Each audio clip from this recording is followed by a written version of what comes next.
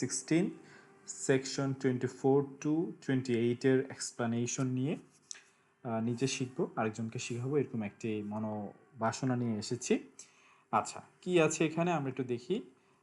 আমরা আগে প্র্যাকটিক্যালি এই যে IAS 16, 24, 25, 26 এবং 27 এবং 28 এর এক্সপ্লানেশন নিয়ে কাজ করবে এবং এই রিলেটেড প্র্যাকটিক্যাল কোয়েশ্চেন পরীক্ষায় কিরকম আসে সেটা আমরা আজকে শিখব।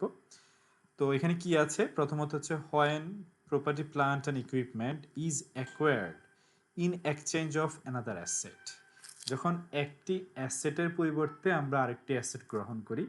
এর আগে কিন্তু আমরা শিখেছিলাম যে আমরা হয়তো একটা অ্যাসেট কিনেছি, সেটা ডেলিভারি কস্ট, ইনস্টলেশন এগুলো দিয়ে আমরা তারপরে হচ্ছে প্রিপেয়ার করে ইনস্টল করেছি, সেই কস্টটাকে আমরা ক্যাপিটালাইজেশন করেছি।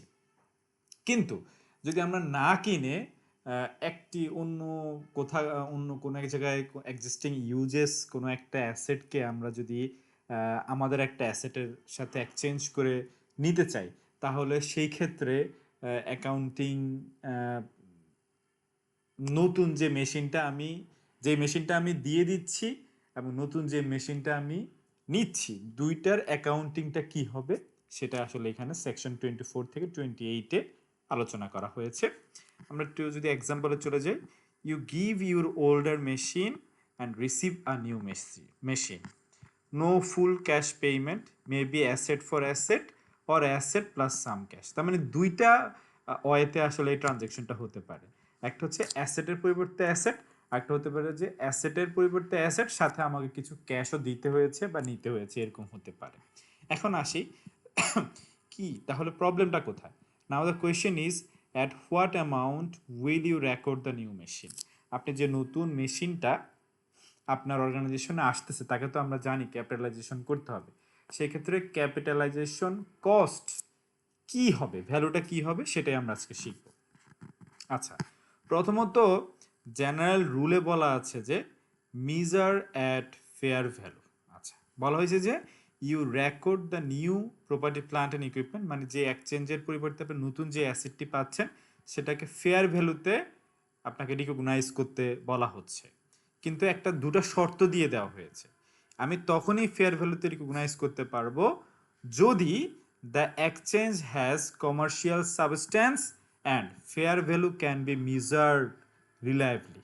ওকে, যদি এই দুইটা কন্ডিশন ওই ট্রানজ্যাকশনে ফুলফিল হয়, তখনই কেবলমাত্র আমি ফেয়ার ভ্যালুতে নতুন যে অ্যাসেটটা এক্সচেঞ্জ করে আমি নিচ্ছি সেটাকে রিকগনাইজ করতে পারবো। মনে প্রশ্ন আসে যে কমার্শিয়াল সাবস্টেন্সটা আসলে কি, সেটা আমরা একটু পরে আবার দেখতে পারবো, একটু পরে আমরা শিখবো। আমরা একটু চলে যাই, when do we not use fair value. আচ্ছা, এখন কথা হচ্ছে আমি কি সবসময় ফেয়ার ভ্যালুতে, ধরেন এই যে আমার কমার্শিয়াল সাবস্টেন্স এবং মিজার্ড রিলায়েবলি এই দুইটার যে কোনো একটা মিট করেছি বা একটা মিট করতে পারিনি, অথবা দুইটার একটাও মিট করতে পারিনি, তাহলে তো আর আমি ফেয়ার ভ্যালুতে রিকগনাইজ করতে পারছি না। তাহলে সেই ক্ষেত্রে আমি কিভাবে রিকগনাইজ করব?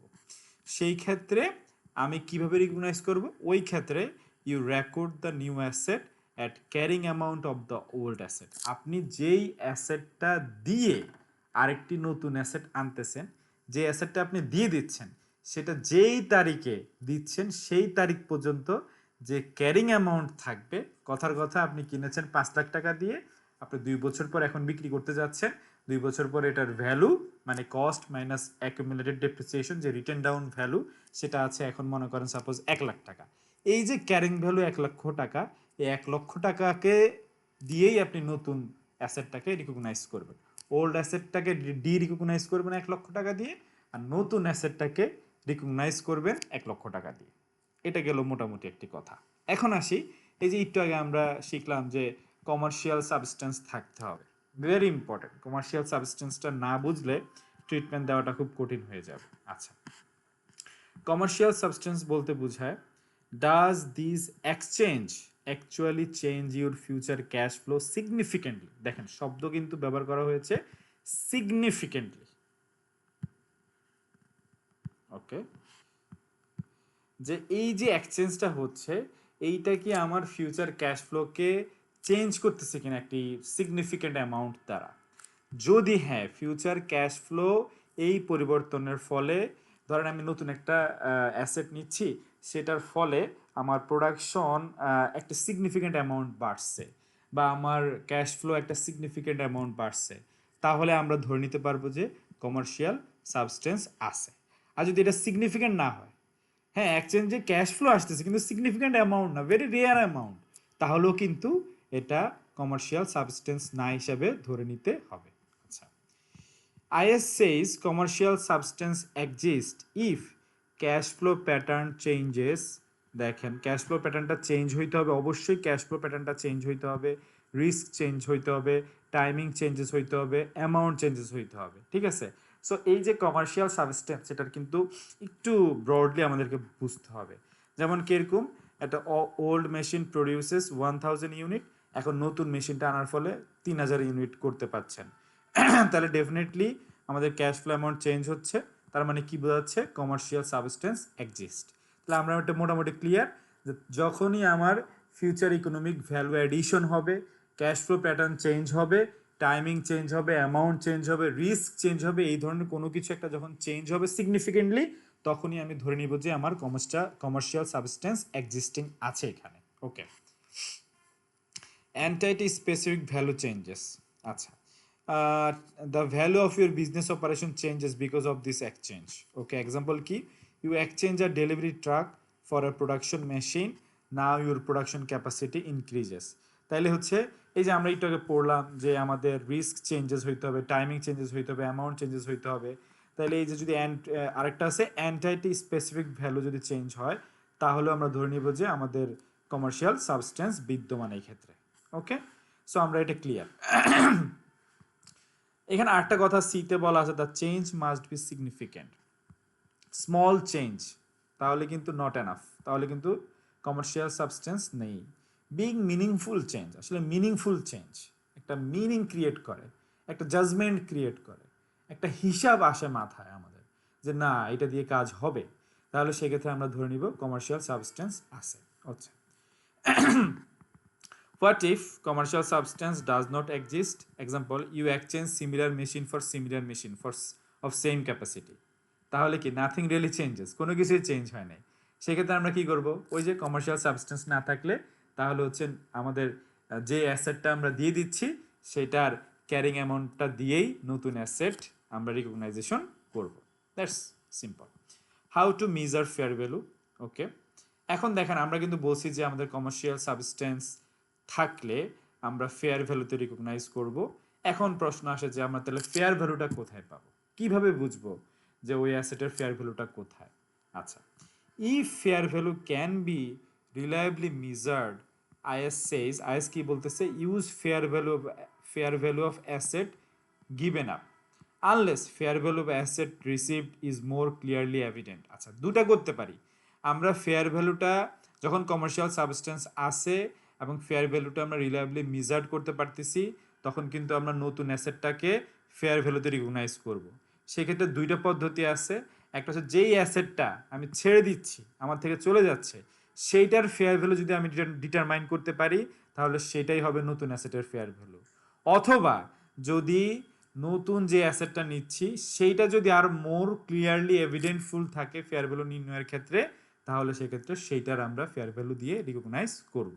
ঠিক আছে, কিন্তু সাধারণত আমরা কি করি, যে অ্যাসেটটা আমরা ছেড়ে দিচ্ছি সেটার ইনফরমেশন আমাদের কাছে বেশি থাকে, কারণ ও তো এতদিন আমার কাছে ছিল, ওর আসলে কি হয়েছে না হয়েছে খুঁটিনাটি আমি জানি, আসলে ওর কতটুকু ফেয়ার ভ্যালু আছে এটা আমার চেয়ে ভালো কেউ বলতে পারবে না।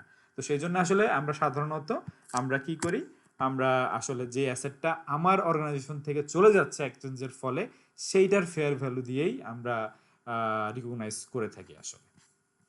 ওকে, এরপর আসি, if fair value is not reliable then simply, আবারও কথাটা সেটাই আসতেছে। আচ্ছা, এখানে আরেকটা গুরুত্বপূর্ণ পয়েন্ট মাঝে মাঝে পরীক্ষায় আসে, গভর্নমেন্ট যদি কোনো গ্র্যান্ট দিয়ে থাকে, কোনো গ্র্যান্ট দিয়ে থাকে, মানে গ্র্যান্ট বলতে ধরেন গভর্নমেন্ট আপনাকে, সাপোজ আপনি একটি প্রজেক্ট করছেন, আমি যদি বাস্তববাদী ওরা উদাহরণ দিয়ে থাকি, সেটা হচ্ছে যে একটা ধরেন ফার্মাসিউটিক্যাল কোম্পানি, সেটা হচ্ছে ধরেন একটা কন্ট্রাসেপটিভ ইনজেকশন বানাবে বা কোনো একটা বিশেষ ধরনের কোনো একটা ইনজেকশন বা মেডিসিন বানাবে যেটা ম্যাস পিপলের কাজে লাগবে।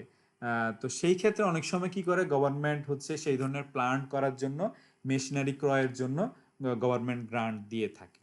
তাহলে গভর্নমেন্ট যদি ওই মেশিনারিজ ক্রয় করতে আমাদেরকে গ্রান্ট দিয়ে থাকে, সেক্ষেত্রে আমি ট্রিটমেন্টটা কিভাবে কি করব? আচ্ছা, সেক্ষেত্রে আইএস 20 ফলো করতে হবে। গভর্নমেন্ট যদি আমাদের if government gives grant for property plant and equipment, যদি প্রপার্টি প্ল্যান্ট এন্ড ইকুইপমেন্ট ক্রয় করার জন্য গভর্নমেন্ট কোনো গ্রান্ট দিয়ে থাকে, সেটা আর আইএস 16-এর কোনো ইস্যু না, সেটা চলে যাবে আইএস 20। আইএস 20 কিরকম দেখেন, আমরা একটু খেয়াল করি। Sometimes grant reduces carrying amount of PP. আমরা কি করতে পারি, ধরেন মেশিনের কস্ট আমি কিনছি 10 লক্ষ টাকা দিয়ে, সরকার আমাকে 2 লক্ষ টাকা গ্রান্ট দিয়েছে, তাহলে সেক্ষেত্রে আমরা মেশিনটাকে রিকগনাইজ বা ক্যাপিটালাইজ করতে পারি 8 লক্ষ টাকা দিয়ে। এটি একটি একটি একটি ফর্মুলা বলছি আর কি, আমরা সাধারণত বোঝার জন্য। আরও বড় আকারে যখন আমরা আইএস 20 পড়বো তখন আমরা আরও ভালোভাবে সেটা জানতে পারবো। সো আমরা একটা কুইক সামারিতে চলে আসতে পারি এখন, যে আমরা যখন এক্সচেঞ্জ করব কোনো একটা অ্যাসেটের সাথে কোনো একটা অ্যাসেট, তখন সেখানে যদি দুইটা জিনিস থাকে, একটা হচ্ছে commercial substance plus fair value reliable যদি থেকে থাকে, এই দুইটা পয়েন্ট যদি থেকে থাকে, তাহলে সেক্ষেত্রে আমরা নতুন যে অ্যাসেটটা আসবে সেটাকে ফেয়ার ভ্যালুতে রিকগনাইজ করব।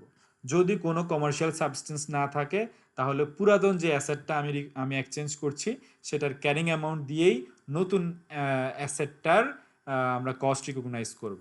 যদি ফেয়ার ভ্যালু রিলায়েবলি না পাওয়া যায় পুরাতন অ্যাসেটের, তাহলেও আমরা ওই ক্যারিং ভ্যালু দিয়ে আমরা করব। এটা এই related math, exchange related property plant and ইকুইপমেন্টের ম্যাথ পরীক্ষায় আসে, বিভিন্ন রকমভাবে আসে এবং খুব গুরুত্বপূর্ণও বটে। বিভিন্ন সময় আমরা এক্সচেঞ্জের মাধ্যমে আমরা যেখানে আমাদের অর্গানাইজেশনে আমরা অ্যাসেটের আগমন হতে পারে, সেই ক্ষেত্রে আমি যেন প্রপারলি ট্রিটমেন্টটা দিতে পারি, সেই জন্য আইএস, আমি জানি যে আমার সিএফও ডেফিনেটলি আমাকে জিজ্ঞেস করবে আইএস এর ট্রিটমেন্ট কি, আইএস কি বলে এই ক্ষেত্রে। সেক্ষেত্রে আমি যেন ধাম করে বলে ফেলতে পারি যে আইএস আমাকে এইভাবে বলে। অ্যাটলিস্ট আমাকে সবসময় যেন আমি যেন আমার প্রফেশনাল যে কম্পিটেন্সি অ্যান্ড ডিউ কেয়ার, এটা যেন সবসময় শো করতে পারি। সেজন্য আমাকে কিন্তু সবসময় নলেজেবল একটা অ্যাটমসফিয়ারে থাকতে হবে। আমি আমি আমি মানে আমার কারণে আমার প্রফেশনাল জাজমেন্ট নিয়ে যাতে কেউ কোনো প্রশ্ন তুলতে না পারে, সেই ব্যাপারে সজাগ থাকতে হবে। সেই জন্য আইএসগুলো আমাদেরকে একদম খুব ভালোভাবে মাথায় রাখতে হবে। তো আজকে এই পর্যন্তই। এর পরের সেকশনে আমরা ঠিক এই related exchange related practical math with solution আমরা নিয়ে আসবো ইনশাল্লাহ। সে পর্যন্ত সবাই ভালো থাকবেন। আমি নাইমুর রহমান দেওয়ান বলছি। আসসালামু আলাইকুম ওয়া রাহমাতুল্লাহি ওয়া বারাকাতুহু।